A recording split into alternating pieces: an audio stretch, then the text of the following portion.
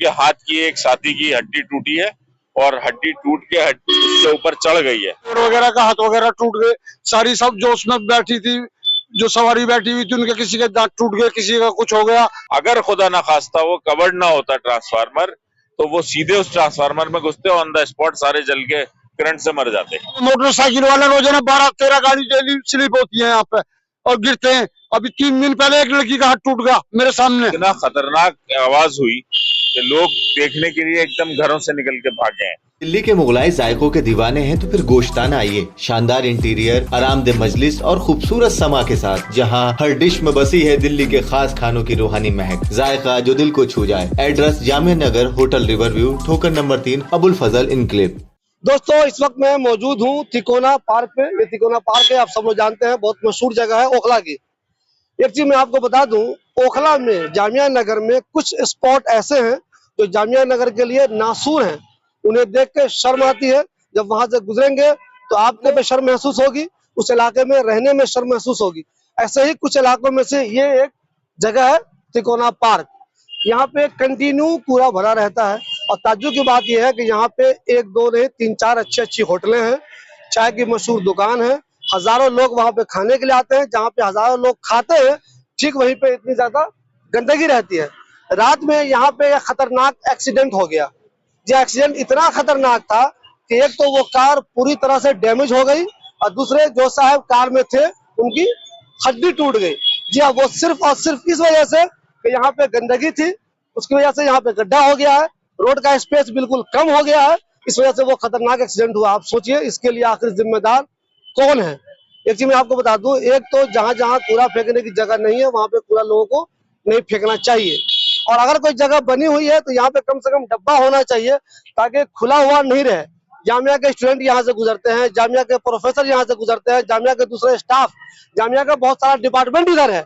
उसके अलावा आम लोग, इधर कॉलोनी बहुत मशहूर है, जानते हैं आप, ओखला विहार है, गफ्फार मंजिल है, नूर नगर है, वहाँ करोड़ करोड़ रुपए के फ्लैट है। इधर से ही लोग वहां जाते हैं, मगर अफसोस की बात यह है कि वो सब के सब लोग भी इसी गंदगी से गुजरते हैं। हमारे साथ फौजुल अजीम उर्फ अर्शी है, ये कांग्रेस के नेता हैं, सोशल वर्कर हैं। ये जो रात में एक्सीडेंट हुआ है उसके बारे में इन्होंने भी फेसबुक पे लिखा था। अर्शी भाई, सबसे पहले तो हमारे व्यूअर को ये बताइए, एक्सीडेंट किनका हुआ है और किस वक्त हुआ है? ये सहरी से 10 मिनट पहले का वक्त था और इतना खतरनाक आवाज हुई कि लोग देखने के लिए एकदम घरों से निकल के भागे हैं। तो वो शख्स ओवैस नाम का लड़का है, छोटे भाई की तरह है मेरे, जौहरी फार्म में रहता है, और वो आ रहा था जाकिर नगर से सहरी करके अपने यार दोस्तों के साथ। तो उसने यहाँ से जैसे ही गाड़ी मोड़ी है, लोग कह रहे हैं स्पीड ज्यादा थी, कुछ ये ज्यादा था। भाई स्पीड ज्यादा है तो उससे ये मतलब थोड़ी है कि आप गड्ढे खोद के रखेंगे। ये इतना गहरा है, 3-4 फीट का गड्ढा, पूरी गाड़ी उसकी जैसे ही इस गड्ढे में गई तो वो स्किड हो गई, उससे अनकंट्रोल हो गई, ना ब्रेक लगा, ना उस पे कोई एक्सीलेटर का वो हुआ, कुछ भी एक फंक्शन नहीं करा और गाड़ी एकदम तिरछी होके सामने ट्रांसफार्मर में जाके वो लगी। अगर खुदा ना खास्ता वो कवर्ड ना होता ट्रांसफार्मर, तो वो सीधे उस ट्रांसफार्मर में घुसते, ऑन द स्पॉट सारे जल के करंट से मर जाते। अभी अभी क्या मालूम, क्या उनकी पोजीशन कितनी है, क्या हड्डी वगैरह टूट गई उनकी? जी, उनके हाथ की एक साथी की हड्डी टूटी है और हड्डी टूट के उसके ऊपर चढ़ गई है। वो बेचारा, मैं गया देखने के लिए, कांप रहा था, उसको खौफ इतना हो गया था, डर, कि वो हाथ पैर उसके कांप रहे थे। 2-2 आदमियों ने सिर्फ पैर पकड़ रखे थे कपकपाहट की वजह से। फौजुल अजीम, मुझे ये बताइए आप, एक तो ये रोड बहुत बुरी हालत में है, पिछले कई महीनों से, भले कई सालों से ये रोड तिकोना पार्क की ये वाली बहुत बुरी हालत में है, ये भी बहुत बुरी हालत में है। तो उसके लिए तो एमएलए का काम है रोड बनाने का। दूसरे यहाँ पे कूड़ा जो है वो सही तरीके से नहीं रखा हुआ है, बिल्कुल मैनेज तरीके से ये नहीं है। उसके लिए काउंसलर जिम्मेदार है। काउंसलर जो है वो आपकी पार्टी की है, कांग्रेस की है। तो आप अपने हिसाब से यहाँ पे इस पूरे काम के लिए दोनों को जिम्मेदार मानते हैं, किसी एक को जिम्मेदार मानते हैं? आप किसकी जिम्मेदारी मानते हैं? आखिर इस जगह की इतनी बुरी पोजीशन क्यों बनी हुई है? दो नहीं, इसमें तीनों जिम्मेदार है, अवाम भी जिम्मेदार है, क्योंकि नेता तो है ही, चलिए उनके पास शेड्यूल तय नहीं है, टाइम नहीं मिल पा रहा, जैसा कि मैं देख रहा हूँ कि बिजी शेड्यूल रहा है, लेकिन यहाँ पे आवाम को कूड़ा फेंकना चाहिए। आपको लगता है ये मेन पॉइंट है भाई ओखला का? यहाँ पे लोग गुजरते हैं, क्या सोचेंगे मुसलमान इस तरह रहता है। हर कॉलोनी के बाहर आदमी, हमारे भाइयों ने हर कॉलोनी के बाहर एक पॉइंट बना दिया है कि साहब यहाँ कूड़ा डाल दीजिए। अरे भाई, थोड़ा सा पैदल वॉक कर लीजिए, जहां कूड़े की जगह है वहां कूड़े को डालिए। इस गंद को मतलब आप क्या रिप्रेजेंट करना चाह रहे हैं? और ये लाइट, सबसे बड़ी एक लाइट का भी इसमें इशू है। लाइट यहाँ पे नहीं पिछले, है, हाँ, जी। यहाँ पे हाईमास लाइट लगी है, 1 साल से मैं उसको कह रहा हूँ।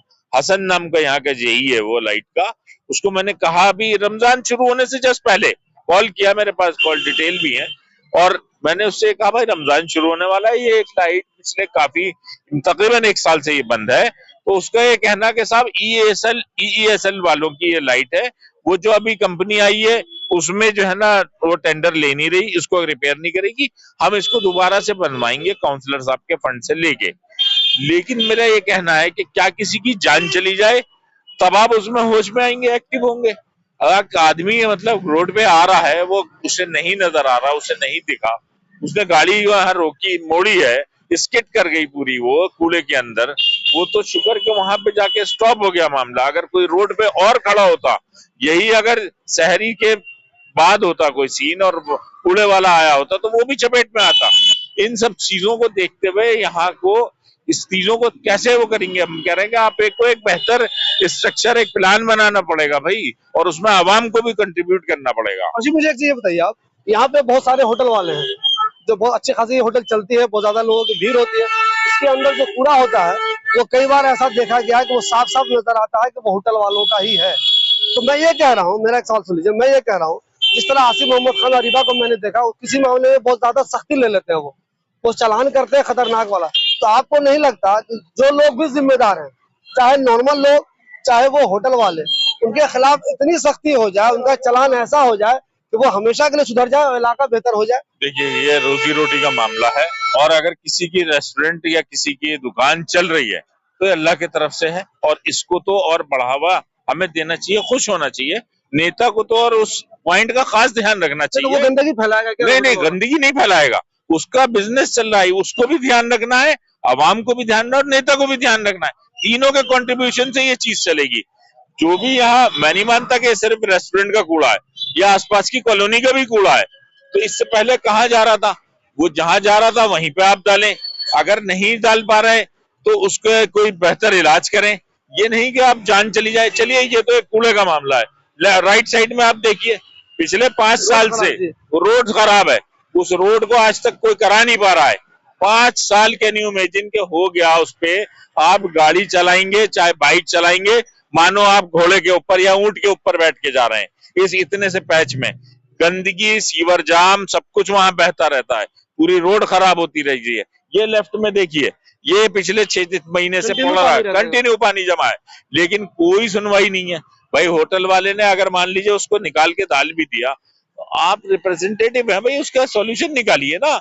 आप आइए, आखिर होटल से आपकी जीडीपी इलाके की बढ़ रही है, आपको उसको खत्म नहीं करना है, उसको बेहतर फैसिलिटेट करना है। आपने फेसबुक पे वो फोटो डाली भी है, कई लोगों का मैंने कमेंट देखा, उन्होंने लिखा है, आपने क्या मालूम किया? कुछ लोग कह रहे हैं कि वो कूड़े की वजह से या रोड खराब होने की वजह से एक्सीडेंट नहीं हुआ है, वो लग रहा है कि वो ओवर स्पीड थे। आपको क्या लगता है? एक शख्स इलाहाबाद से चल के आ रहा है या बिहार से चल के आ रहा है, उसका सारे रास्ता उसने 800 किलोमीटर 1000 किलोमीटर तय कर लिया, सिर्फ वो जौहरी फार्म यहाँ से 2 किलोमीटर पे है, वो 2 किलोमीटर पे ही उसका एक्सीडेंट हो रहा है।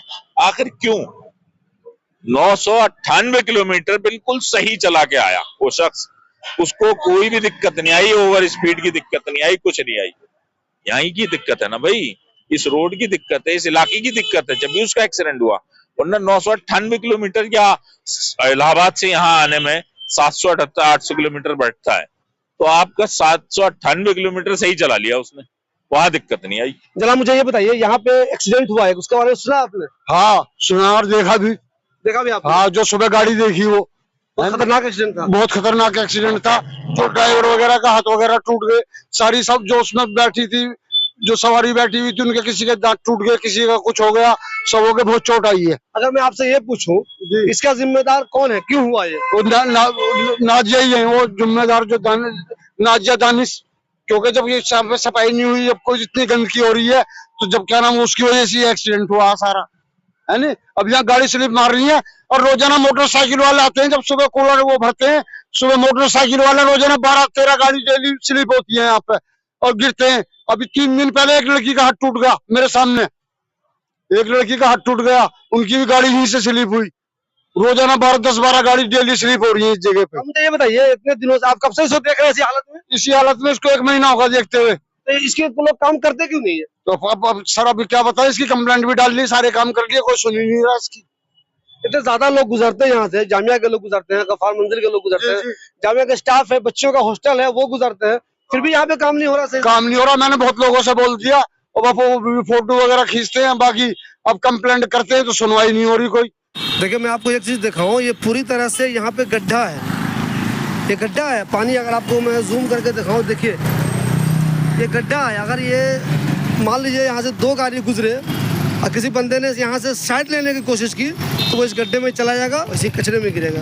यहीं पे वो एक्सीडेंट हुआ है, गाड़ी इधर ही से आई थी, इस गड्ढे की वजह से उसको अंदाज़ा हुआ नहीं होगा और फिर यहाँ से होते हुए ये जो जगह आप देख रहे हैं, ये ट्रांसफार्मर सामने आपको नज़र आ रहा है, इसी में ज़ोरदार टक्कर लगी है। टक्कर कितनी ज़बरदस्ती, इसका अंदाज़ा लगाइए। ये टायर का निशान दिखाई देगा आपको, देखिए ये टायर का निशान है, ये जो आप देख रहे हैं ये टायर का निशान है, ये वाला देखिए टूट गया है। ये जगह देख रहे हैं टूटी हुई, वो इसी वजह से हुआ है, ये टक्कर से ही टूटा है। वो कार की जो फोटो देख रहे हैं वो भी इसी तरह डैमेज हुई है, देखिए ये भी टेढ़ा हो गया। कितनी ज़ोरदार टक्कर थी। बहुत अच्छी बात यह है कि कार में आग वाग नहीं लगी, नहीं तो किसी की जान जा सकती थी।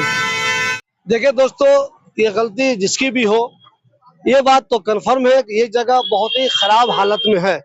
यहाँ पे रोड की भी हालत बहुत ज्यादा खराब है और पूरे का मैनेजमेंट भी बहुत ज्यादा खराब है। जिस जगह से हजारों लोग रोजाना गुजरते हो और ज्यादातर लोग जब भी आप देखेंगे गुजरते हुए तो अपने नाक पे हाथ रखे हुए होते हैं, यानी कि जो एक ऐसी जगह है जहाँ से रोजाना गुजरते हो, हजारों लोग गुजरते हो, वही जगह इतनी बुरी बनी हुई है। तो इस पर काम करने की जरूरत है।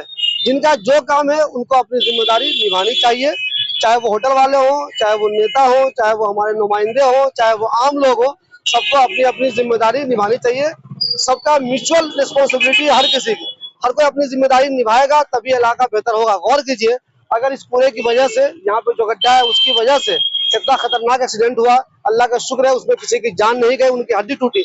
अगर जान चली जाती तो कोई ज्यादा खतरनाक एक्सीडेंट हो जाता तो, ये जो बता रहे हैं अर्शी, उसमें करंट होता, अगर करंट लग जाता तो कितना खतरनाक होता। तो आखिर इसके लिए जिम्मेदार कौन होता? तो प्लीज जो लोग भी जिम्मेदार है, जिनकी ये जिम्मेदारी है, इस मसले का हल करिए ताकि कभी किसी को आने वाले दिनों में कोई परेशानी नहीं हो।